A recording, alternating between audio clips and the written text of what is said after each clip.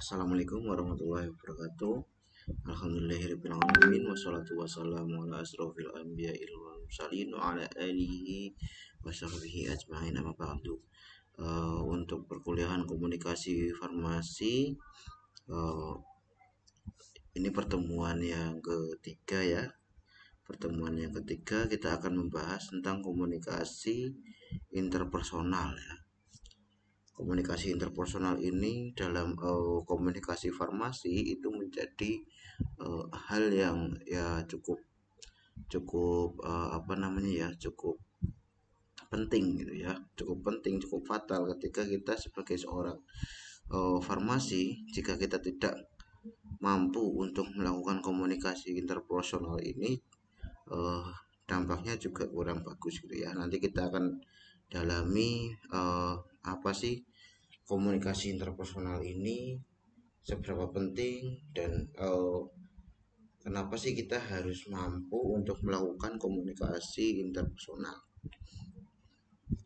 Untuk definisinya, komunikasi interpersonal adalah penyampaian pesan oleh satu orang dan penerimaan pesan oleh orang lain atau sekelompok kecil orang dengan berbagai dampaknya dengan pengulang untuk memberikan umpan balik. Jadi intinya komunikasi interpersonal ini adalah komunikasi atau diskusi gitu ya, pemberian penyampaian pesan antara satu orang sebagai penyampai pesan atau komunikator, dan tujuannya itu untuk menyampaikan pesan terhadap komunikan gitu ya.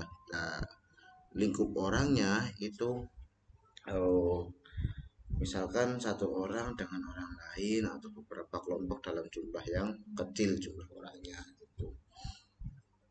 Nah, ini definisi berdasarkan hubungan diadik ya, komunikasi yang berlangsung antara dua orang yang mempunyai hubungan yang mantap dan jelas.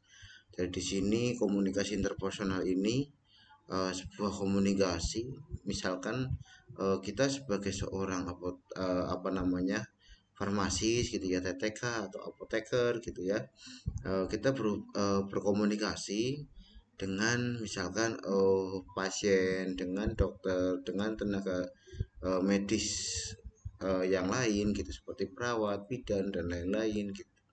Nah, itu ada hubungan yang mantap dan jelas gitu ya. Ada tujuannya pasti gitu ya.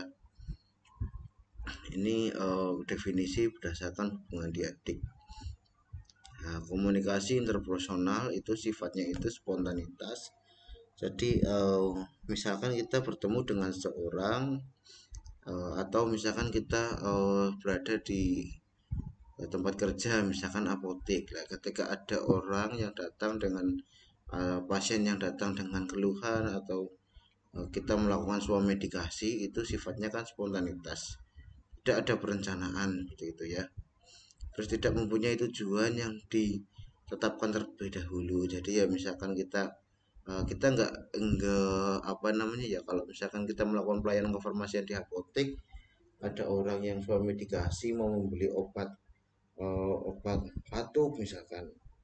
Nah, itu kan apa namanya, kita tidak mungkin men-setting kamu nanti datang ya beli obat di apoteknya saya, terus nanti kamu belinya ini ya, itu enggak. Jadi eh, komunikasi interpersonal itu sebuah komunikasi yang spontanitas dan tujuannya itu tidak atau belum atau tidak ditetapkan terlebih dahulu ya, tujuan komunikasinya itu mengakibatkan dampak yang disengaja maupun tidak disengaja, kerap kali berbalas-balasan. Jadi intinya saling tukar komunikasi antara komunikator dan komunikan, itu saling tukar informasi gitu ya.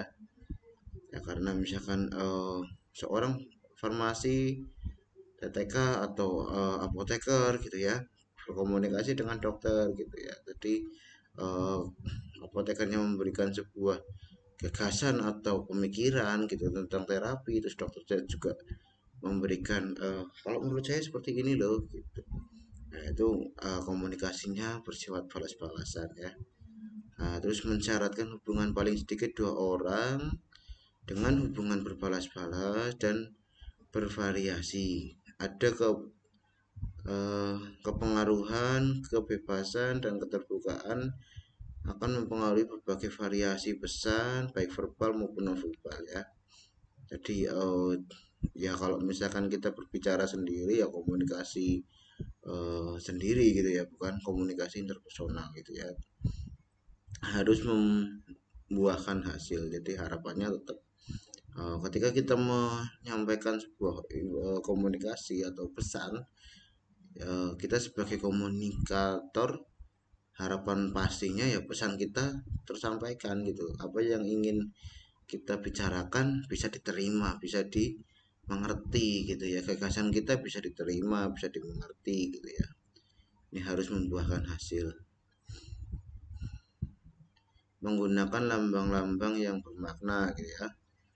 Nah, jadi misalkan lambang-lambang misalkan seorang apoteker gitu ya. Seorang apoteker menerima resep dari dokter. Dokter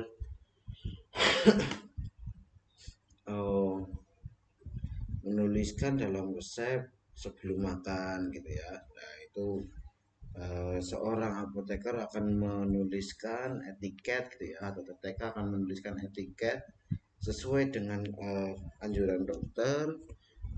Obat ini diberikan sesudah makan 3 kali sehari. Misalkan dokter menuliskan Signater DDY 16 gitu ya. Nah, S3DD1 ya. Berarti diberikan 3 kali sehari gitu ya.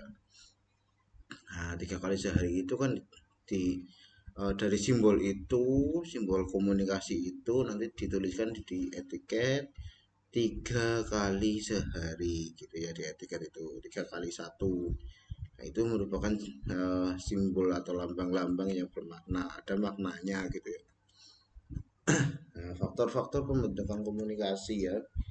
Ini menurut Halloran 1990 mengemukakan bahwa manusia berkomunikasi dengan orang lain didorong oleh beberapa faktor, yaitu perbedaan antar pribadi, pemenuhan kekurangan, perbedaan motivasi antar manusia, pemenuhan akan harga diri, kebutuhan atau pengakuan orang lain ya. Jadi ketika kita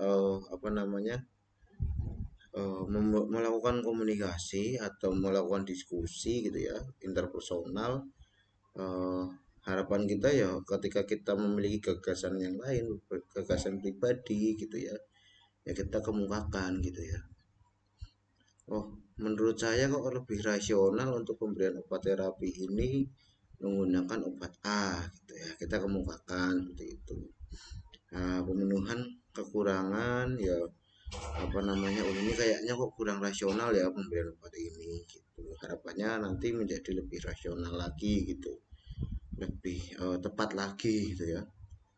Terus perbedaan motivasi antar manusia, jadi motivasinya tuh ada motivasi apa, harapan apa gitu ya. Nah, itu adanya perbedaan. Nah, terus pemenuhan akan harga diri. Ketika kita ibaratnya ada egoisme sendiri ya, egoisme pribadi ya. Jadi ketika kita lebih menguasai, terus nanti kita jadi ketika kita mengemukakan sebuah gagasan kita yang didasari sumber-sumber atau referensi-referensi yang bisa dipertanggungjawabkan, misalkan systematic review atau hasil penelitian atau case report gitu ya. Dengan kita mengemukakan gagasan kita itu ya nanti uh, kita jadi lebih dilihat gitu ya di tempat kita bekerja gitu. Oh ini ternyata Mbak Mbak A ini kok pintar ya gitu. Nah, terus pengakuan dari orang lain akhirnya itu faktor yang membentuk komunikasi interpersonal. Ya, ini teori hubungan interpersonal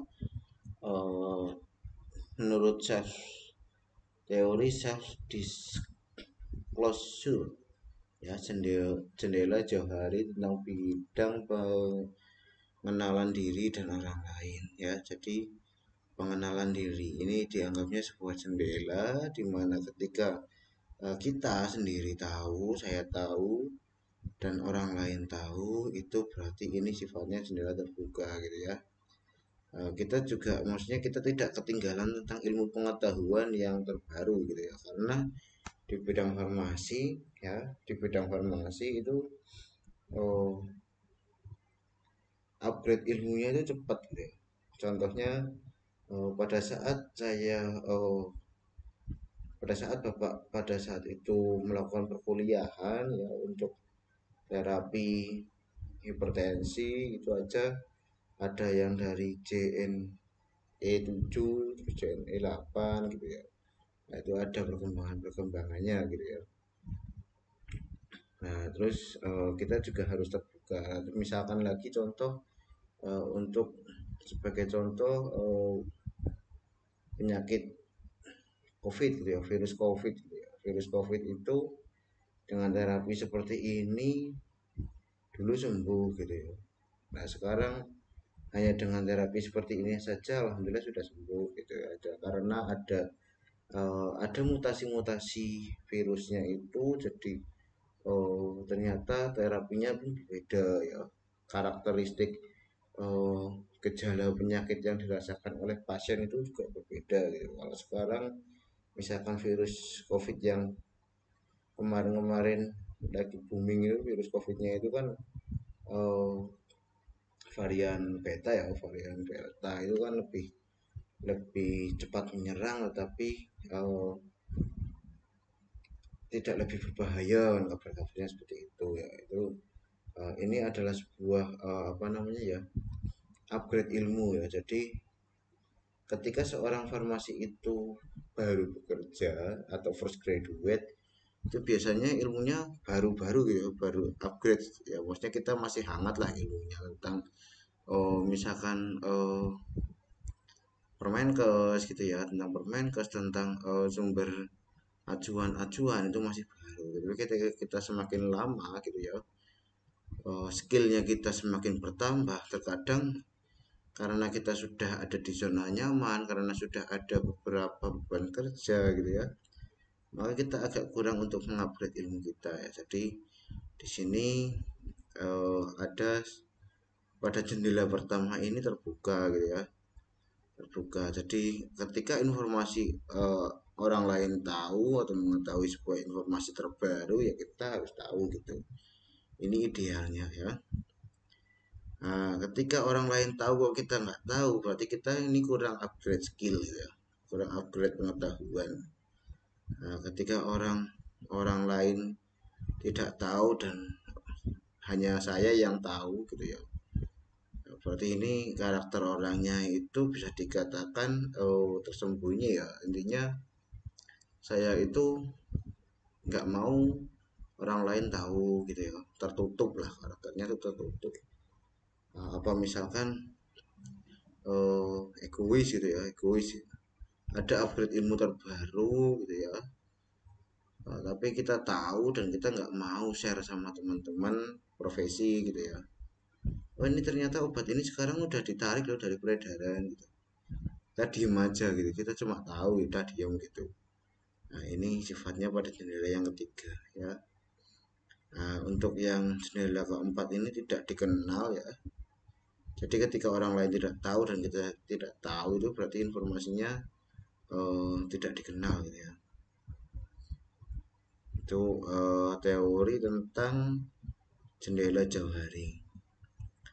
Teori berikutnya, teori penetrasi sosial. Dalam hubungan interpersonal selalu terjadi penyusupan sosial. Ketika Anda baru berkenalan dengan seseorang, Anda sebenarnya mulai dengan suatu suasana yang tidak akrab.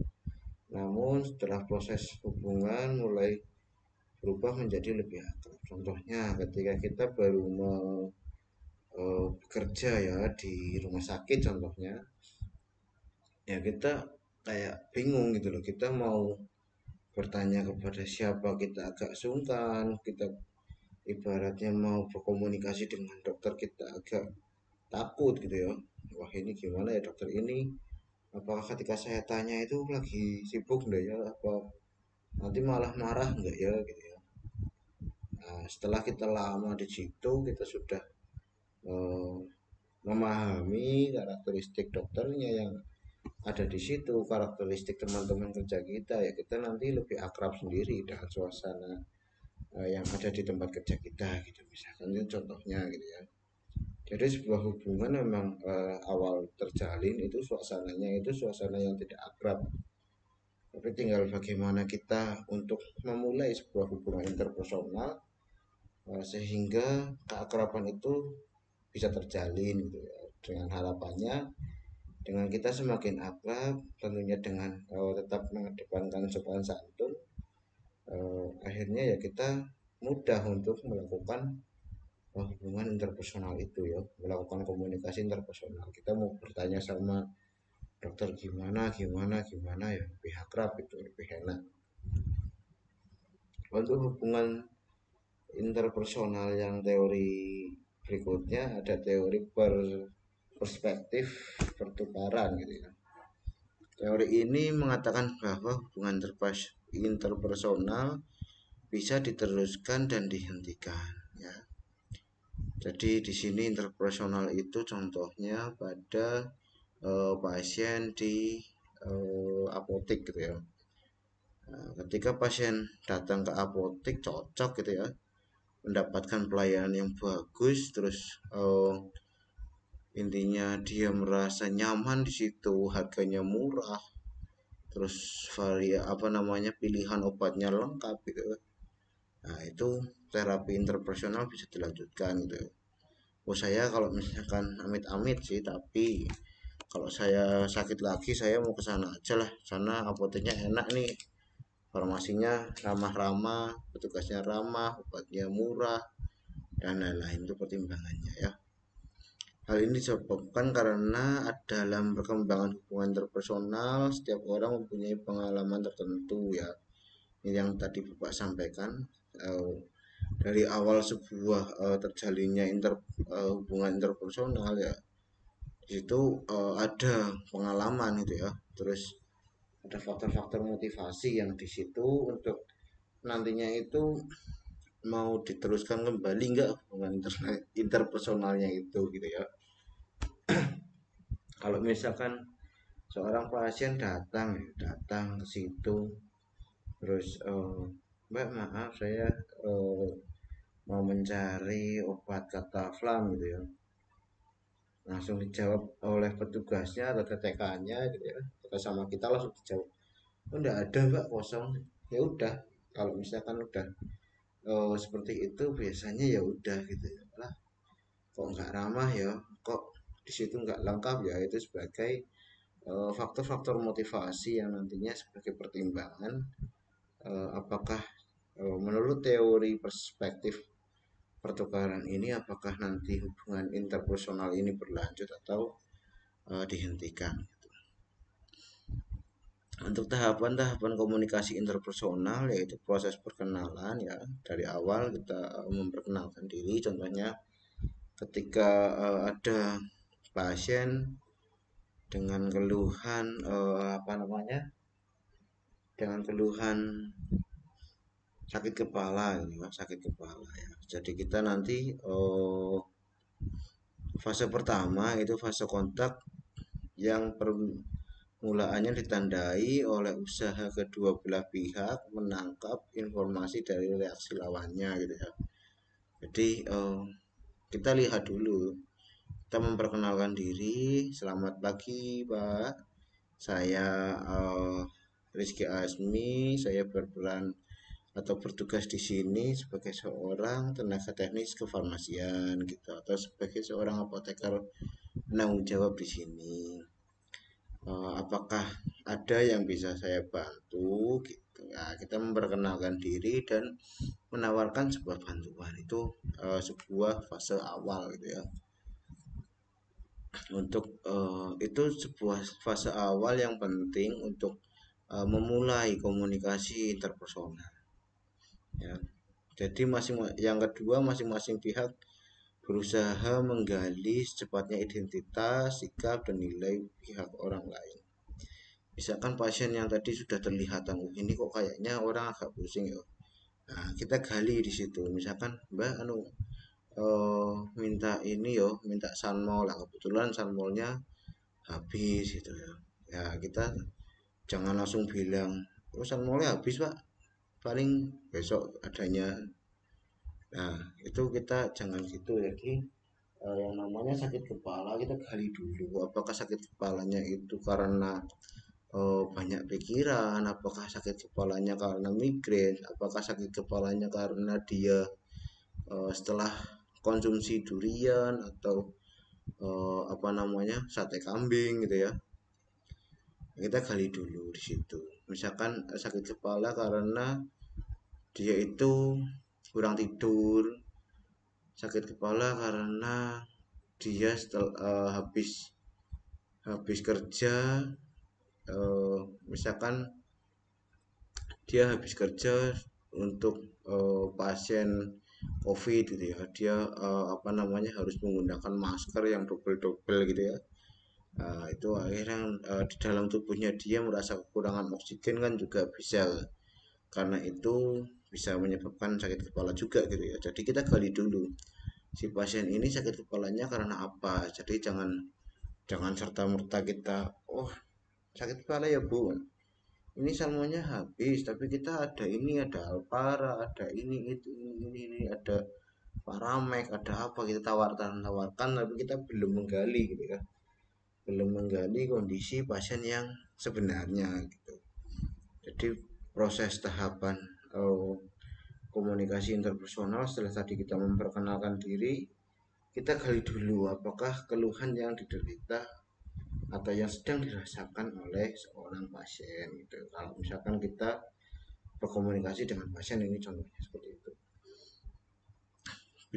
Bila mereka ada persamaan, mulailah dilakukan proses mengungkapkan diri ya. Bila mereka berbeda, mereka akan berusaha menyembunyikan dirinya. Hubungan interpersonal mulai diakhiri. Jadi ketika misalkan kita sudah memberikan pelayanan kefarmasian dengan baik, terus membuat mereka itu nyaman, membuat mereka itu senang, membuat mereka keluhan yang dirasakan itu kok sembuh gitu ya. Nah, itu maka hubungan interpersonal akan dimulai dari situ. Wah, nanti kedepannya kalau saya apa namanya ada keluhan sakit kepala, saya mending ke sana aja gitu ya. Nah, kalau misalkan ternyata datang kok, Mbak sanmolnya ada, nggak ada ibu, atau ada obat lain yang untuk sakit kepala, ya paling adanya ini aja, Paramek. Ya itu kan ketus ya, ketus akhirnya ya malas untuk ke situ. Motivasi tadi ya, membahas tentang motivasi, pertimbangan dari apakah interpersonal itu akan dijalin kembali atau hubungan interpersonal ini diakhiri ya. Kalau ketus ya akhirnya ya udah nggak mau lagi ke apotik yang punya kita gitu ya. Kalau kita ketus sama pasien ya otomatis wah males lah ke apotik sana, mending ke apotik yang lain aja gitu ya. Pada tahap ini, informasi yang dicari atau disampaikan umumnya berkisar mengenai data demografis, usia, pekerjaan, tempat tinggal, keadaan keluarga, dan sebagainya. Contohnya ya, data demografis, usia. Jadi misalkan ibu gitu ya, Mbak, anak saya kok ini yo, anak saya kok kayaknya alergi gitu. Nah, ini kita gali. Mohon maaf Ibu untuk usia anaknya berapa nggih gitu. Misalkan usia anaknya sudah 3 tahun gitu ya, ya kita berikan obat. Kalau misalkan ternyata anaknya masih 5 bulan gitu ya, ternyata ada alergi dari si anak itu, misalkan alergi eh, udang atau alergi ikan laut gitu, misalkan ibunya mengkonsumsi udang karena ada darah alergi dari bapaknya, ibunya mengkonsumsi udang sedangkan anaknya itu menyusu gitu, asupan ASI gitu. Nah, itu bisa juga karena alergi karena Nah, seperti itu gitu ya. Nah, itu kita gali dari segi usianya berapa. Oh, masih 5 bulan, masih 3 bulan. Wah, ya udah berarti kita eh, akan lebih baik untuk tidak memberikan obatnya gitu ya. Nah, paling kita berikan, misalkan ini bukan sponsorship ya, ini misalkan untuk alergi untuk bayi, misalkan Kaladin gitu untuk yang dioles itu. Nah, itu kita penggalian informasi seperti usia ya. Pekerjaan gini, pekerjaan contohnya tadi itu ada pasien yang sakit kepala ya. Mohon maaf Bapak, sakit kepalanya kenapa nggih, atau Bapak habis kecapean atau gimana gitu. Misalkan pekerjaannya dia itu sebagai seorang apa namanya, pemadam kebakaran gitu ya. Nah, itu karena ya kecapean atau misalkan apa gitu ya. Ini bukan nggak ngejudge tentang pekerjaan sih. Jadi intinya eh, apakah sebuah keluhan yang dirasakan itu dikarenakan karena pekerjaannya dia gitu loh. Jadi kita menggali tentang pekerjaan dari pasien itu gitu ya.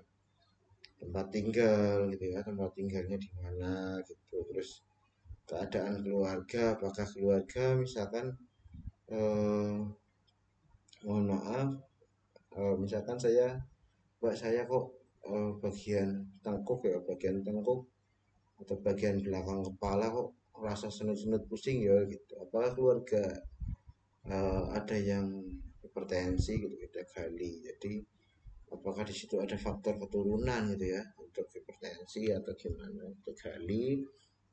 Kalau misalkan itu ya berarti kita jangan serta-merta memberikan obat parastamol gitu ya. Kalau keadaan apa namanya, si pasien itu tensinya tinggi ya akan lebih baik dicek, terus untuk disarankan untuk kontrol ke dokter terdekat gitu ya, atau gimana gitulah. Tahap-tahap komunikasi interpersonal ya.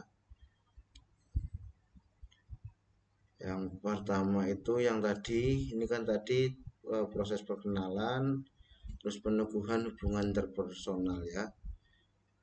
Peneguhan hubungan interpersonal ini ada konfirmasi dan diskonfirmasi ya.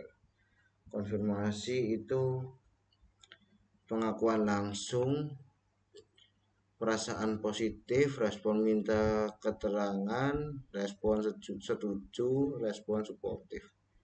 Jadi di sini apa namanya,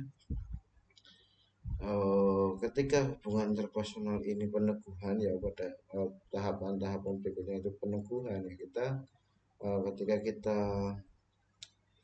apa namanya, memberikan sebuah komunikasi gitu ya, ketika memberikan sebuah komunikasi kita memberikan pelayanan yang terbaik, kita menunjukkan bahwa kita itu benar-benar uh, ada empati gitu ya, ada apa namanya ya, ya kita memiliki perasaan yang tulus gitu. Kita ingin membantu untuk mengatasi keluhan yang ada gitu ya.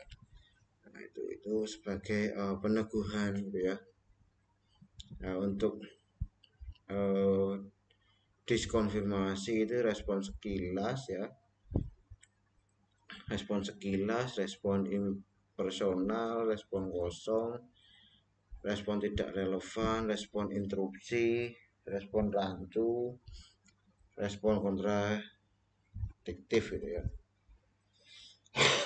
Contohnya di sini kita apa namanya, yang tadi saya jelaskan, yang tadi Bapak jelaskan, misalkan ada pasien keluhannya itu apa namanya,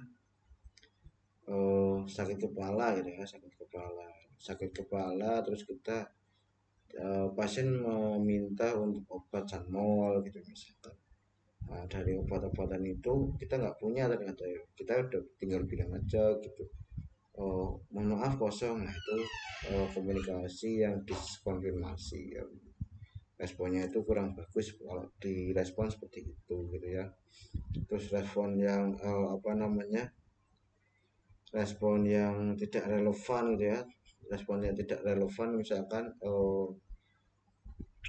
Ya karena kita itu apa namanya, misalkan kita sebagai seorang farmasi ya, tapi kita itu tidak relevan. Kita cuma menganggap kalau obat-obat yang konvensional ya, obat-obat konvensional itu efeknya lebih berbahaya dari obat-obat herbal gitu ya. Ya, dengan mengedepankan prinsip back to nature, tapi kita nggak melihat misalkan obat konvensional ini diberikan kepada seorang pasien, harapannya seperti apa, reaksi obatnya dalam tubuh seperti apa, kita tidak tahu. Jadi kita cuma memprovokasi orang lain atau pasien, jangan terlalu banyak apa namanya ya, jangan terlalu banyak mengkonsumsi obat-obat konvensional gitu.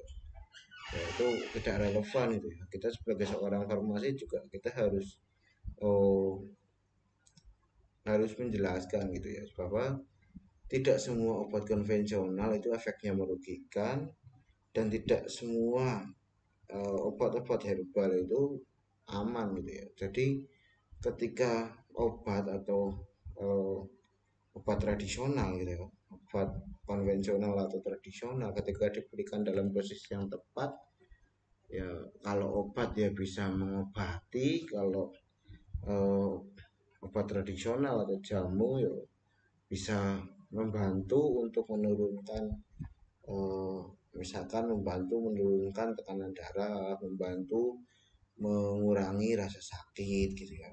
Ya karena prinsipnya yang namanya jamu itu bukan untuk mengobati gitu ya, untuk membantu terapi suportif gitu. Tapi terapi suportif itu juga kita harus menjelaskan bahwasanya terapi suportif itu apa namanya ya, harus diimbangi dengan terapi konvensional. Misalkan kita apa namanya ya, kita mengkonsumsi obat hipertensi gitu ya. Kita mengkonsumsi obat hipertensi, kita ingin tekanan darahnya itu turun gitu ya, nggak tinggi gitu ya. Nah setelah mengkonsumsi misalkan amlodipin ya, amlodipin 10 lah, setelah baru saja mengkonsumsi terus apa namanya, si pasien itu kok apa namanya, makan makanan yang memicu untuk meningkatkan tensinya lagi, terus serta-merta mengkonsumsi misalkan seledri rebusan, rebusan seledri, atau ya jamu-jamu yang lain gitu ya, rebusan daun belimbing wulu, daun sirsak gitu ya, itu juga harus diperhatikan tentang terapinya ya. Jangan sampai karena sudah mengkonsumsi obat konvensional terus mengkonsumsi uh, obat tradisional gitu ya, itu justru membuat hipotensi ya. Hipotensi itu tensinya terlalu rendah gitu, jadi justru nggak bagus untuk keadaan pasien gitu ya. Jadi kita sebagai seorang farmasi akan lebih baik untuk tidak memberikan respon yang tidak relevan gitu ya. Kita harus berdasarkan sumber-sumber terpercaya, berdasarkan maksudnya kita ketika kita memberikan saran atau memberikan komunikasi atau memberikan pesan gitu ya, kita harus ada dasarnya gitu ya. Respon interupsi itu ya intinya seperti misalkan pasien itu sedang berbicara ya, sedang bercerita gitu ya, sedang bercerita terus kita potong gitu. Jadi oh ya udah bu, ya ya ya, jadi ibu kayak gini ya, ibu konsumsi ini aja ya 3 kali sehari ya gitu. Nah itu diskonfirmasi gitu. Jadi misalkan pasien sedang bercerita ya, mbak saya kemarin kok habis makan ini ya, saya tuh kemarin habis makan ini, terus tidurnya itu lupa tuh ndak pakai bantal atau bantalnya terlalu tinggi, tidurnya bantalnya terlalu tinggi gitu ya. Nah itu eh, apa saya itu pegel-pegel gara-gara ini ya gitu, misalkan baru lagi cerita gitu tuh langsung dipotong, oh ya udah ya bu, ya ya ya, ini obatnya ini ya, konsumsi ini 3 kali sehari ya bu, setelah makan itu langsung dipotong aja, yaitu respon interupsi gitu ya. Itu yang membuat ya ilfil gitulah ya, ketika kita sedang ngobrol sedang ngomong terus dipotong kan ya nggak suka lah, siapa aja pasti nggak suka gitu ya. Nah, nanti komunikasi interpersonalnya juga akan terputus karena respon interupsi itu tadi. Respon kontradiktif gitu ya. Respon kontradiktif itu ketika kita uh, mengkomunikasikan hal yang tidak sesuai gitu, tidak sesuai dengan kondisi pasien gitu. Misalkan uh, pasien itu mengeluhkan, pasien ada pasien misalkan ya, pasien ibu hamil awal bulan kan, apalagi kalau pengantin muda gitu ya kan, keluhannya banyak, ada yang ngeluh encok, ada yang ngeluh macem-macem gitu ya. Anu datang misalkan ke apa namanya ya, datang ke apotek kita misalkan, anu mas saya kok ini yo, saya kok apa namanya ya, putingnya kerasa sakit, terus tulang belakangnya kayak rasa encok gitu ya, terus rasanya nggak karu-karuan nih mas, ini obatnya apa gitu. Nah kita respon kontradiktifnya itu, bu, misalkan kita menjawab gini ya, dengan agak kurang sopan gitu ya. Mohon maaf ini sebelumnya. Jadi jawaban kita justru, wah bu, kalau kayak gitu itu karena ibu itu eh, sedang pengen manja aja sama suami gitu ya. Buktinya kalau misalkan orang yang mohon maaf hamil di luar nikah misalkan, nah mereka aja tidak pernah merasakan hal seperti itu gitu loh. Nah, sampai mereka ibaratnya melahirkan itu aja nggak merasakan hal seperti itu gitu. Nah itu kan respon kontradiktif gitu. Sebaiknya kita tidak melakukan hal seperti itu gitu. Jadi ada keluhan tapi kita lebih ke mengejudge gitu ya. Jadi ada judge, kamu tuh cuma pengen manja aja sama suami gitu ya. Nah itu nggak bagus gitu ya. Jadi akan lebih baik ketika kita mengkonfirmasi keluhan terus memberikan pilihan terapinya seperti apa gitu, tentunya dengan pilihan terapi yang rasional gitu ya, jangan memberikan respon kontradiktif gitu. Itu akan mengakibatkan diskonfirmasi. Berikutnya adalah tahap-tahap komunikasi interpersonal. Tahapnya ini pemutusan hubungan interpersonal, yaitu 5 sumber konflik. Yang pertama konflik kompetisi, dominasi, kegagalan, provokasi, perbedaan nilai ya. Jadi ini yang harus dihindari, yaitu kompetisi. Kompetisi itu misalkan kita kerja di apotek gitu ya. Kita sebagai TTK, terus ada teman kita juga yang sebagai TTK, kita mengetahui sebuah informasi A gitu ya. Nah, karena kita ingin berkompetisi, kita ingin lebih terlihat bagus dengan teman yang lain. Ketika ada kesalahan teman PTK kita itu, ada kesalahan dalam melakukan pelayanan kefarmasian gitu ya, terus kita diem aja. Setelah kita diem aja, kita melakukan provokasi, bahkan kita provokasi, wah itu ceroboh banget loh itu loh bu. Nah itu nggak bagus itu seperti itu ya. Jadi eh, akan lebih baik untuk kompetisi itu ya, ya kita harusnya ya tetap mengedepankan keberhasilan dari pelayanan kefarmasian itu sendiri ya. Terus dominasi, terus kegagalan. Jadi misalkan kita gagal, misalkan apa namanya, ada pasien itu datang dengan ingin mengkonsumsi pil KB gitu ya.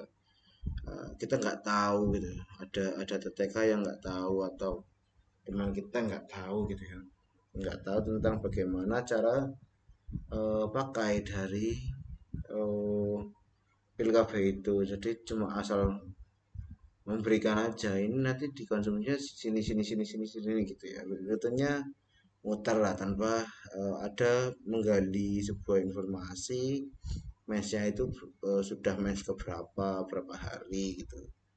Nah, ketika itu sebuah terapi itu salah ya, Akhirnya apa namanya, pasien yang mengkonsumsi pil KB itu ternyata hamil ya, karena ada kesalahan dalam mengkonsumsi pil KB gitu. Nah akhirnya si pasien itu ternyata kok sampai hamil gitu ya. Ya itu akhirnya wah malas aku, dulu aku beli pil KB di apotek sana kok salah ngasihkan cara minumnya gitu, atau cara apa, cara mengkonsumsi obatnya gitu. Nah, akhirnya itu yang memutuskan hubungan interpersonal. Saya nggak maulah ke sana lagi gitu ya. Juga ada faktor lain yaitu perbedaan nilai. Nah, perbedaan nilai ini nilai harga, misalkan ya, condong ke harga. Misalkan dari apotek A harganya sekian, 1.000 misalkan. Dari apotek B harganya 1.100 ya.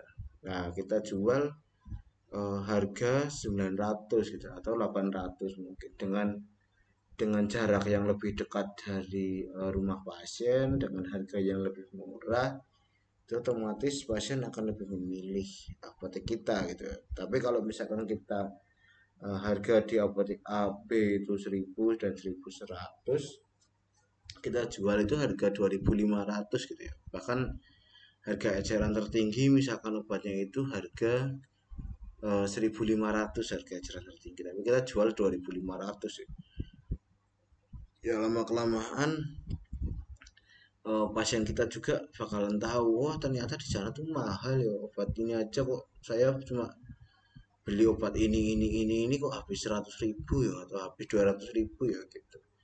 Nah nanti penilaian-penilaian itu yang sebagai uh, faktor atau tahapan yang dapat memutuskan hubungan interpersonal itu tadi itu. Faktor yang menumbuhkan hubungan interpersonal ya. Jadi tadi yang memutuskan, sekarang yang menumbuhkan hubungan interpersonal. Yang pertama adalah trust atau kepercayaan ya. Uh, masih masih banyak ini kalau misalkan untuk pasien itu berobat, memilih sebuah sarana sarana pengobatan gitu ya. Misalkan saya uh, lebih senang beli di apotek A gitu ya, atau berobat ke klinik A gitu ya, karena saya percaya kalau saya ke sana itu saya sehat gitu. Kalau saya ke sana itu udah sembuh gitu loh. Saya cuma cuma mengkonsumsi obatnya dia itu saya sembuh. Tapi kalau ke tempat-tempat klinik B, klinik C, atau apotek B ke apotek C, enggak ke apotek A, enggak ke klinik A gitu ya, saya nggak sembuh gitu. Nah itu sebuah kepercayaan. Jadi kita sebagai farmasis ya, entrepreneur juga, kita harus bisa menumbuhkan kepercayaan ya. Jadi kita uh, situasi menimbulkan resiko, ada situasi yang menimbulkan resiko itu diminimalkan. Terus orang yang menaruh kepercayaan pada orang lain berarti menyadari bahwa akibat-akibatnya tergantung pada orang lain. Jadi misalkan kita sudah dipercaya gitu ya, terapi sebelumnya manjur gitu, wah aku kalau sama kamu cocok, pasien itu pasti saya ada keluhan ini gitu. Udah pak, beli obat ini aja, ini bagus kok obatnya gitu, itu udah percaya gitu ya. Dan terkadang dari motivasi itu ya terapi akan menjadi lebih bagus gitu. Kalau misalkan pasien itu wah obat ini manjur gak ya, itu kadang ya jadi nggak manjur beneran gitu ya. Kalau misalkan obat ini saya yakin nih kalau saya mengkonsumsi obat ini sekali aja udah langsung sembuh gitu ya, sembuh beneran gitu ya. Jadi itu ada sebuah trust, ada sebuah kepercayaan gitu ya. Nah sikap suportif, jadi sikap yang mengurangi sikap defensif dalam komunikasi ya. Jadi kita mensupport gitu ya, kita mensupport, kita tulus, kita memberikan pelayanan kefarmasian dengan sepenuh hati gitu ya. Nah, itu ya tentunya untuk kenyamanan juga, kenyamanan dari penerima pesan gitu ya. Faktor yang menumbuhkannya lagi itu keterbukaan, terbuka. yaitu menilai pesan berdasarkan motif pribadi ya, terus berpikir simplis ya atau tidak, berorientasi pada sumber ya, mencari informasi dari sumber sendiri, tidak mampu atau inkonsistensi. Nah, jadi ini tadi yang menilai pesan berdasarkan motif pribadi. Jadi kita memberikan sebuah pesan ya, ini apa namanya ya, ini yang tadi yang saya jelaskan, saya nggak percaya untuk terapi obat A gitu ya. Nah, akan lebih baik untuk tidak mengkonsumsi obat A gitu. Jadi ada penilaian pesan itu berdasarkan motif pribadi gitu. Misalkan dari pasien itu uh, wah saya akan nggak percayalah, saya misalkan mau berobat ke toko obat gitu ya, toko obat misalkan ada pasien yang motif pribadinya seperti itu, saya enggak maulah untuk beli obat di apotek gitu. Saya lebih baik ke toko obat aja, atau saya lebih baik ke apotek aja gitu ya. Nah itu motif pribadi.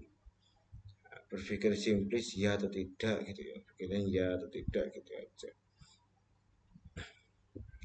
Berorientasi pada sumber siapa yang berbicara. Jadi eh, saya kok misalkan Bu mohon maaf ini untuk obatnya ini nanti dikonsumsi 3 kali sehari, ini informasinya benar mbak atau enggak. Saya kok lebih percaya ya kalau masnya yang ngomong gitu misalkan, maaf ya mbak masnya di mana sih, saya lebih lebih apa namanya ya, lebih percaya loh kalau masnya yang bicara gitu, apakah benar ini obat yang manjur buat saya gitu misalkan, ada persepsi seperti itu ya. Berorientasi kepada sumber siapa yang berbicara ya.